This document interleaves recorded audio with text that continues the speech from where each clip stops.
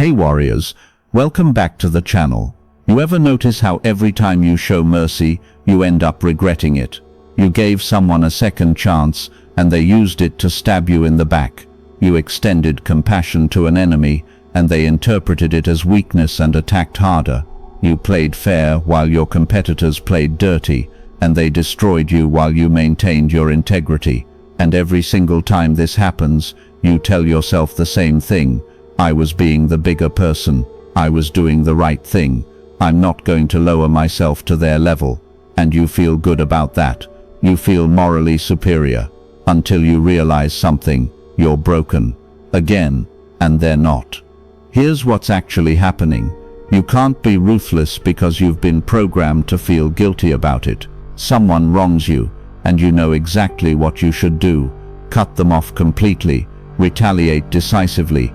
Remove the threat permanently. But you don't. You can't. Because ruthlessness feels wrong. Because you've been taught your entire life that mercy is virtuous and ruthlessness is evil. Because you're terrified that being ruthless makes you a bad person. So instead, you give them another chance. You extend understanding. You try to be compassionate. And what happens? They use that mercy against you. They exploit your compassion. They interpret your restraint as fear and attack again, harder this time. If you're starting to see that your inability to be ruthless is exactly what's been getting you broken, subscribe now, because what comes next is the framework for developing ruthlessness as a strategic weapon without losing your humanity. And it only works if you're willing to let go of the guilt that's been keeping you exploitable, and you're trapped in this cycle. Mercy, exploitation, betrayal, repeat. Mercy, exploitation, betrayal, repeat. And with each cycle, you get more broken, more exhausted, more defeated. But you still can't be ruthless, because that guilt, that feeling that being ruthless makes you a monster, it's stronger than your survival instinct. It's stronger than your pattern recognition. It's stronger than the mounting evidence that your mercy is killing you. And here's what you need to understand. That guilt isn't your conscience. That's not your soul protecting you from becoming evil.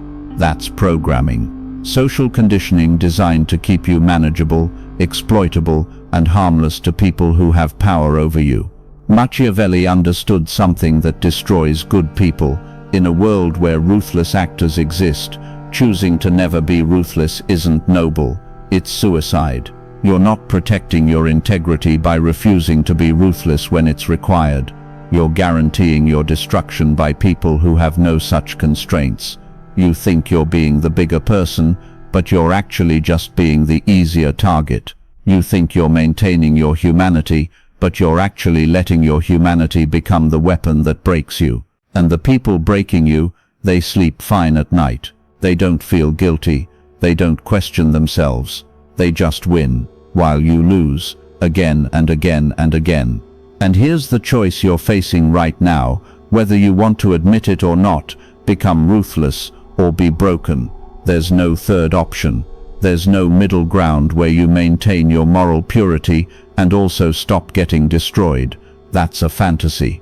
That's the lie they sold you, to keep you weak. The truth is binary and brutal. Either you develop the capacity to be ruthless when circumstances demand it, or you continue getting broken by people who already have that capacity and use it without hesitation. Stay till the end, because I'm about to show you how to break free from the guilt prison that's keeping you exploitable and become ruthless enough to survive without becoming the monster you're afraid of turning into. Let me show you exactly how this works. You're in a professional environment. Someone undermines you, spreads rumors, takes credit for your work, sabotages your projects, and you know what's happening. You see it clearly, and you know what you should do: expose them completely, destroy their credibility, remove them from your orbit permanently.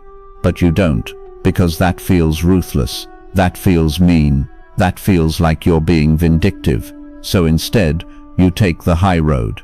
You ignore it. You focus on your own work. You tell yourself that their behavior will catch up with them eventually, that the truth will come out, that doing good work is the best revenge. And what happens?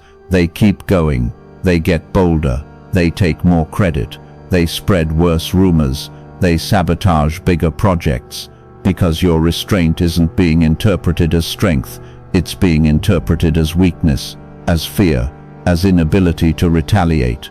And they're right, you can't retaliate. Not because you lack the ability, because you lack the permission, the internal permission to be ruthless without guilt destroying you. So they keep attacking, and you keep taking the high road. And every time you do, you get more broken, your reputation damaged, your opportunities stolen, your position undermined, while they advance using the credit they took from you. This is what mercy looks like when it's deployed against ruthless actors. It looks like systematic destruction of the merciful person, because ruthless people don't respect mercy, they exploit it. They don't see your restraint as noble, they see it as exploitable. They don't appreciate your compassion, they weaponize it. And you can't win against ruthless actors using mercy. You can only be broken by them, over and over, until there's nothing left. Or maybe it's personal. Someone betrays you, someone you trusted, someone you helped, someone you showed loyalty to, and they turn on you, use your secrets against you, weaponize your vulnerabilities, destroy relationships you built, and you're devastated, not just because they betrayed you, because you gave them the ammunition to destroy you. You were open, you were trusting, you were vulnerable, because that's what you're supposed to do with people you care about, right? And they used all of it against you. And you know what you should do? Cut them off completely. Make sure they face consequences. Let everyone know what they did. Remove any possibility of them doing this to anyone else. But you don't, because that feels ruthless. That feels like revenge. That feels like you're being as bad as them. So you just withdraw quietly. You nurse your wounds in private. You tell yourself you're being mature, that you're not going to stoop to their level, that the universe will handle it. And what happens? Nothing. They face no consequences. They move on to their next target. They do it again to someone else, and you're left broken, wondering why being a good person always leads to bad outcomes. This is the pattern. This is what happens to people who can't be ruthless even when it's required. They get broken, repeatedly, systematically, by people who have no such constraint. And the broken people tell themselves they're maintaining their integrity, they're being the bigger person, they're refusing to become what they hate. But what they're actually doing is guaranteeing their own destruction, while the ruthless people who break them face no consequences and move on to break someone else. Machiavelli wrote, "A man who wishes to make a profession of goodness in everything must necessarily come to grief among so many who are not good." Read that again. Must necessarily come to grief. Not might, not could, must. Because in any environment where some people are ruthless and others aren't, the ruthless people destroy the non-ruthless people. Every time. It's not a moral failing, it's math, it's physics. It's the inevitable outcome when restraint meets no restraint. And you can call it unfair, you can call it wrong, you can say that's not how the world should work, but that doesn't change how it does work. That doesn't protect you from being broken. That doesn't stop ruthless people from exploiting your mercy. Your moral indignation about how things should be doesn't create immunity from how things are. It just makes you feel righteous while you're being destroyed. So here's the question you need to answer. Are you willing to develop the capacity to be ruthless when necessary, or are you committed to being broken by people who already have that capacity? Because those are the only two options, and choosing not to choose is choosing to be broken. Hoping you'll never encounter situations that require ruthlessness is choosing to be broken. Believing that being a good person will protect you from bad people is choosing to be broken. There is no path where you maintain absolute moral purity and also don't get destroyed. That path doesn't exist, and pretending it does is just another way of choosing to be broken. Now let me show you what ruthlessness actually is, because I need to be clear, Becoming ruthless doesn't mean becoming a psychopath. It doesn't mean you become cruel for cruelty's sake. It doesn't mean you hurt people for fun. That's not ruthlessness, that's sadism. That's broken. Ruthlessness is something completely different. Ruthlessness is the ability to do what's necessary to protect yourself or achieve your objectives without being paralyzed by guilt about it. Ruthlessness is making hard decisions that hurt people when those decisions are required for your survival or success. Ruthlessness is removing threats decisively instead of giving them chances to destroy you. Here's the distinction. A psychopath enjoys hurting people. A ruthless person doesn't enjoy it, doesn't avoid it, just does what's necessary and moves on. A psychopath seeks out opportunities to harm. A ruthless person only acts when circumstances require it. A psychopath has no empathy. A ruthless person has empathy, but doesn't let it paralyze them when action is required. You're not becoming a monster. You're becoming someone who can do what monsters do when necessary, without becoming one. Let me give you the framework. Ruthlessness has 3 components: recognition, decision, and execution. Component 1. Recognition. You need to develop the ability to recognize when ruthlessness is required. Not every situation demands it, but some do. And if you can't recognize which is which, you'll either be ruthless when you shouldn't be, which does make you cruel, or you won't be ruthless when you should be, which gets you broken. So you learn to recognize the patterns. Someone betrays you once, that might be a mistake. They apologize, they make amends, they demonstrate changed behavior. That's not a situation requiring ruthlessness.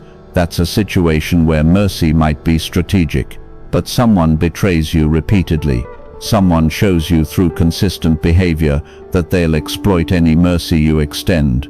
That's a situation requiring ruthlessness, and recognizing the difference is critical.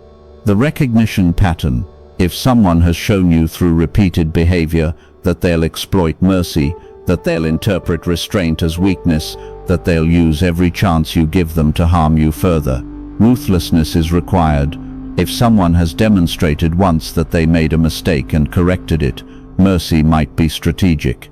The difference is pattern versus incident. Patterns require ruthlessness, incidents might not. Component 2. Decision. Once you've recognized that ruthlessness is required, you have to decide to act ruthlessly. And this is where most people break, because this is where the guilt hits. This is where the conditioning activates. This is where your programming tells you that being ruthless makes you a bad person.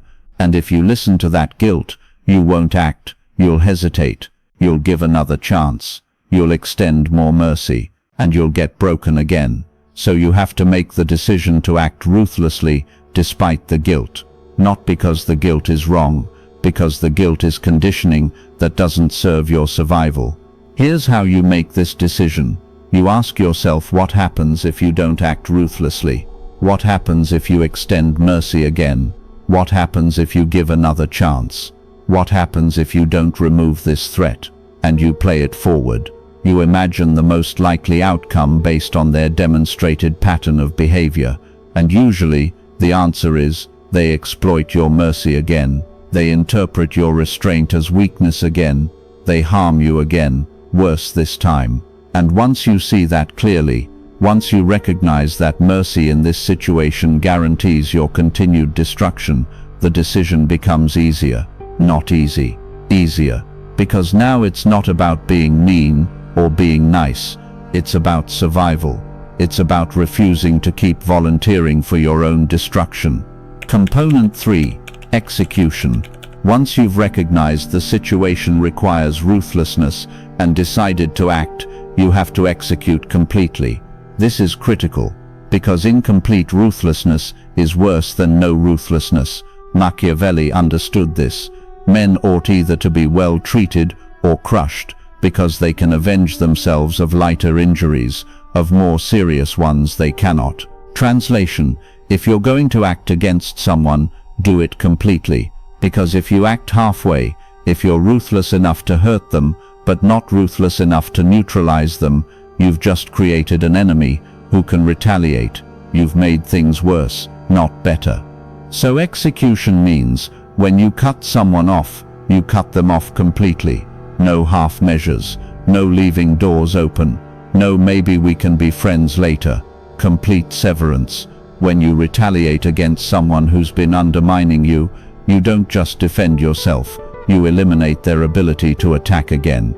You expose them so thoroughly that their credibility is destroyed. You remove them from your environment so completely that they can't come back. You don't do this with glee, you don't enjoy it, you just do it efficiently and completely, and then you move on. This is ruthlessness, recognition of when it's required, decision to act despite guilt, execution that's complete enough to actually solve the problem. And the key is, you do this only when it's necessary. You don't default to ruthlessness, you deploy it strategically, which means most of the time you're not being ruthless. Most of the time you're being normal, cooperative, maybe even kind. But when ruthlessness is required, you can access it without the paralyzing guilt that keeps good people exploitable. Now let me show you what happens when you don't develop this capacity. When you stay locked in the guilt prison that prevents ruthlessness, you get broken, over and over, in predictable patterns. Let me show you the patterns. Pattern 1. The serial betrayer. This is someone who betrays you. You extend mercy, they apologize and promise to change, and then they betray you again. And the cycle repeats. Betray, mercy, apology, betray, mercy, apology. And you stay in this cycle because every time they apologize, you think maybe this time will be different. And it never is. Because people who betray repeatedly aren't making mistakes, they're showing you who they are. And who they are is someone who will exploit your mercy every single time. The ruthless response. The first betrayal gets mercy with clear consequences stated. The second betrayal gets permanent removal. No third chances. No fourth chances. No but, they promised this time. Pattern recognized, decision made, execution complete. But you don't do that. You give third chances, fourth chances, 10th chances, because ruthlessly cutting them off feels mean, and every chance you give is another opportunity for them to betray you. And eventually, they don't just betray you, they destroy you. Because you've taught them through repeated mercy that there are no consequences for betraying you. You've trained them that they can betray you, apologize, and you'll take them back. And they keep doing it until you're completely broken. And then they move on to someone else to break. Pattern 2. The exploitative colleague. This is someone who takes credit for your work, undermines your projects, spreads rumors about you professionally, and you know it's happening. You see it clearly, and you know you should expose them, report them, destroy their credibility before they destroy yours. But you don't, because that feels ruthless, that feels like you're being petty. So you focus on your work, you try to outperform them, you hope that your results will speak for themselves. And what happens? They keep stealing credit, keep undermining, keep spreading rumors, and they get promoted using your work, while your reputation is damaged by their rumors. The ruthless response. Document everything. Expose them to decision makers with evidence. Destroy their credibility before they destroy yours. Make it clear that undermining you carries consequences so severe they'll never try it again. But you don't do that. You keep taking the high road. And the high road leads to you being exploited until there's nothing left to exploit. And then they target someone else, while you're left wondering why working hard and being good at your job didn't protect you from someone willing to be ruthless. Pattern 3. The guilt manipulator. This is someone who uses guilt to extract from you. They're always in crisis, always need help, always have problems only you can solve. And if you don't help, they make you feel guilty. I thought I could count on you. I guess our friendship doesn't mean what I thought it did. You're really going to abandon me, and you fold every time, because the guilt is unbearable. So you help. You sacrifice your time, your resources, your energy, and they take it and come back for more and more until you're depleted. The ruthless response: recognize that people who consistently use guilt to manipulate you don't need your help, they need your compliance. And you stop complying. You say no without guilt. You let them experience the consequences of their own problems. You cut them off if they keep trying to manipulate you. But you don't do that. You keep helping, you keep sacrificing, you keep letting guilt control you, because saying no feels ruthless, and eventually you're so depleted from helping them that you can't help yourself, and they're fine. They've moved on to manipulating someone else, while you're broken from being their emotional ATM. These are the patterns. These are what happen to people who can't be ruthless. They get broken by serial betrayers who know mercy will always be extended. They get exploited by ruthless colleagues who know they won't face consequences. They get drained by guilt manipulators who know guilt will always work. And it keeps happening, over and over, until there's nothing left to break. If you're seeing your own patterns in this, if you're recognizing how your inability to be ruthless has been destroying you, hit that like button. It tells me you're ready to break free, and it pushes this to others who are still trapped in the guilt prison. Now let me show you how to actually implement this, how to become ruthless when necessary, without becoming a monster. Because this is where most people get stuck. They understand intellectually that ruthlessness is sometimes necessary, but they can't actually do it, because the guilt is too strong. So let me give you the process for breaking through the guilt. Step 1. Recognize that guilt is conditioning, not conscience. When you feel guilty about being ruthless towards someone who's been harming you repeatedly, that's not your conscience telling you you're wrong. That's social programming telling you to be manageable. Your conscience would tell you it's wrong to harm innocent people. It would tell you it's wrong to be cruel for fun. It would tell you it's wrong to exploit others. But feeling guilty about protecting yourself from someone who's been exploiting you, that's not conscience, that's conditioning. And you can override conditioning once you recognize it as conditioning. Step 2. Distinguish between mercy as strength and mercy as weakness. Mercy extended from a position where you could be ruthless but choose not to be. That's strength. That's strategic. That's you choosing compassion when you have the capacity for ruthlessness. But mercy extended because you can't be ruthless even when you should be. That's weakness. That's exploitable. That's you being controlled by guilt instead of making strategic decisions. Real mercy requires the capacity for ruthlessness, because without that capacity, mercy isn't a choice. It's just inability disguised as virtue. Step 3. Play forward the consequences of mercy versus ruthlessness. Someone has betrayed you repeatedly. You're deciding whether to give them another chance or cut them off permanently. Don't decide based on what feels good right now. Decide based on what outcome you want 6 months from now. If you extend mercy, what's the most likely outcome based on their pattern? Another betrayal, more exploitation, further damage. If you're ruthless and cut them off completely, what's the most likely outcome? They're removed from your life. The pattern ends. You stop getting hurt by them. Which outcome serves your interests better? The answer is obvious. The ruthless choice leads to a better outcome. The merciful choice leads to more of the same destruction. Once you see this clearly, the guilt becomes easier to override. Step 4. Act decisively and completely. Once you've decided ruthlessness is required, don't do it halfway. Don't give yourself room to backtrack. Don't leave doors open. Execute completely. Cut off the person entirely. Expose the exploiter thoroughly. Remove the threat permanently, because incomplete ruthlessness just creates an angry enemy who can retaliate. Complete ruthlessness neutralizes the threat. This doesn't mean you're cruel about it. You don't enjoy it. You don't make them suffer for fun. You just do what's necessary efficiently and completely, and then you move on. Step 5. Don't explain. Don't defend. don't justify. When you act ruthlessly against someone, they'll often demand explanations. Why are you doing this? What did I do to deserve this? Can we talk about this? Don't engage.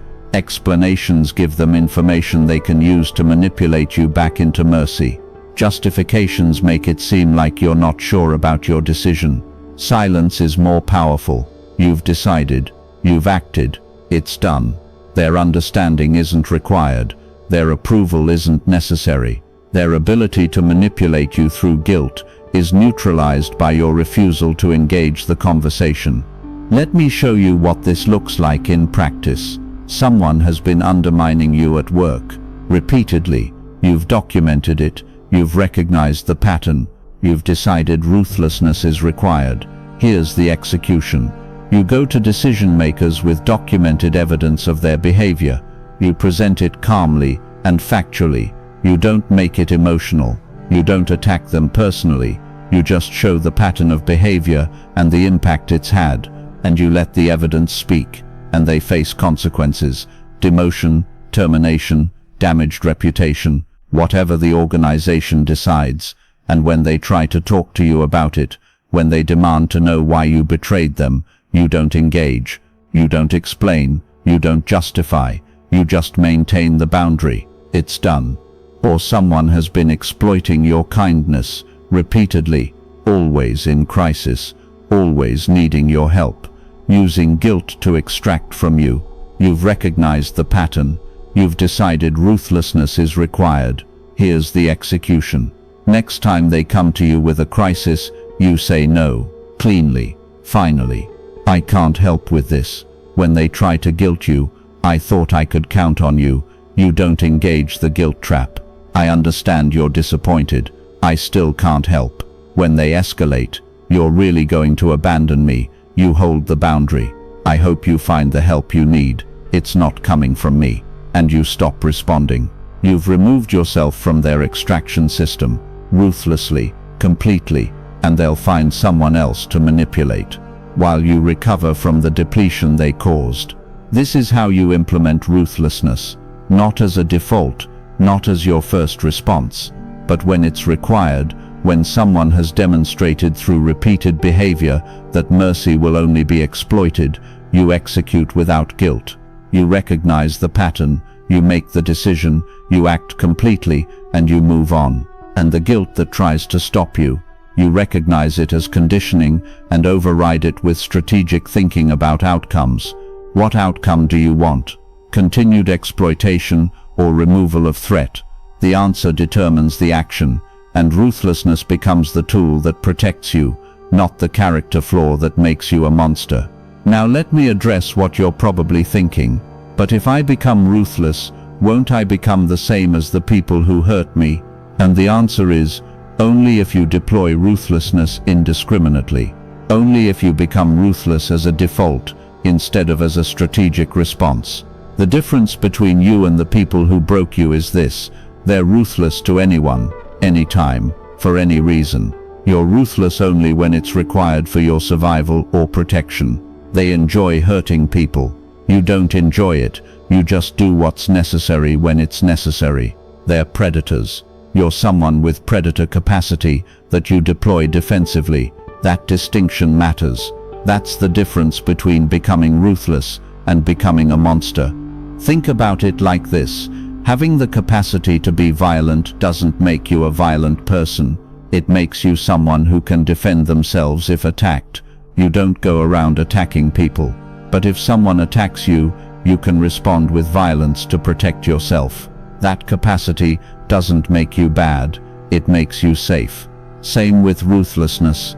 Having the capacity to be ruthless doesn't make you a ruthless person. It makes you someone who can protect themselves from exploitation. You don't go around being ruthless to everyone. But when someone demonstrates that they'll exploit mercy, you can respond with ruthlessness to protect yourself. That capacity doesn't make you a monster. It makes you unbreakable. And here's what happens when you develop this capacity. People treat you differently, not worse, better. Because ruthless people don't target people who might be ruthless back. They target people who are guaranteed to be merciful. They target people who can't or won't retaliate. They target people trapped in guilt about being ruthless. When you break free from that guilt, when you develop the capacity to be ruthless when required, you stop being a target. Not because you're scary, because you're unpredictable. They don't know if you'll be merciful or ruthless in any given situation, and that uncertainty protects you more than guaranteed mercy ever could. Machiavelli wrote, "It is better to be feared than loved, if you cannot be both." But notice what he didn't say, it's better to be hated than loved. Fear and hatred are different. Fear comes from respect for someone's capacity to harm you if you harm them. Hatred comes from being arbitrarily cruel. You want people to fear that harming you will result in ruthless consequences. You don't want people to hate you because you're cruel for fun. The distinction is critical. Strategic ruthlessness creates healthy fear that prevents exploitation. Arbitrary cruelty creates hatred that motivates revenge. You're developing the first, not becoming the second. And here's the beautiful part. Once you develop the capacity for ruthlessness, you rarely have to use it, because people sense it. They sense that you're not someone who will always extend mercy. They sense that exploiting you might trigger consequences they don't want to face. They sense that you're not trapped in guilt about protecting yourself. And that sensing alone changes how they treat you. They're more careful, more respectful, more likely to treat you fairly, because treating you unfairly might trigger ruthlessness they don't want to experience. Your capacity for ruthlessness becomes a deterrent that makes actually deploying it rare. That's the power of it. Not that you're using it constantly, that you have it and people know you have it and adjust their behavior accordingly. So let me give you the final framework, the decision tree for when to be ruthless. Ask yourself these questions. Has this person shown a pattern of exploiting mercy, or is this a one-time incident? Pattern requires ruthlessness. Incident might not. Have I extended mercy before and seen it exploited? If yes, ruthlessness is required. If no, mercy might be strategic. What's the most likely outcome if I extend mercy again based on their demonstrated behavior? If the answer is more exploitation, ruthlessness is required. Can I protect myself without being ruthless, or is ruthlessness the only effective response? If there's a less extreme option that actually works, use it. If ruthlessness is the only thing that actually solves the problem, use it. Am I being ruthless because it's necessary or because I want revenge? Necessary ruthlessness is strategic. Revenge ruthlessness is emotional and often counterproductive. These questions filter for strategic ruthlessness versus arbitrary cruelty. Strategic ruthlessness passes this filter. Arbitrary cruelty doesn't. And as long as you're using ruthlessness strategically, when it's required, when mercy has been repeatedly exploited, when it's the only effective response, you're not becoming a monster. You're becoming unbreakable. Let me show you what this looks like 1 year from now. You've developed the capacity for ruthlessness. You've broken free from the guilt that kept you exploitable. Someone tries to exploit you, and you recognize the pattern instantly. You don't get angry. You don't get emotional. You just act ruthlessly, efficiently, completely. You remove the threat. You protect yourself, and you move on. No guilt, no second guessing, no wondering if you were too harsh. Just strategic action followed by moving forward. And the person who tried to exploit you, they face consequences severe enough that they don't try again. And everyone who watched learns the same lesson. This person can't be exploited. This person will be ruthless when required. This person is not a safe target. And your life changes. Not because you're going around being cruel, but because you've stopped being an easy target. The serial betrayers don't target you anymore because they've learned or heard that you cut people off permanently after patterns of betrayal. The exploitative colleagues don't try to undermine you because they've learned or heard that you'll destroy their credibility if they do. The guilt manipulators don't try to extract from you because they've learned or heard that guilt doesn't work on you anymore. And you're surrounded by better people. People who treat you well, not because you're nice, but because treating you poorly triggers consequences they don't want to face. This is what becoming ruthless actually means. Not that you're cruel to everyone, that you're unbreakable by anyone, not that you're a monster, that you have monster capacity you deploy strategically, not that you enjoy hurting people, that you're willing to hurt people when necessary to protect yourself without guilt destroying you afterward. That's the transformation.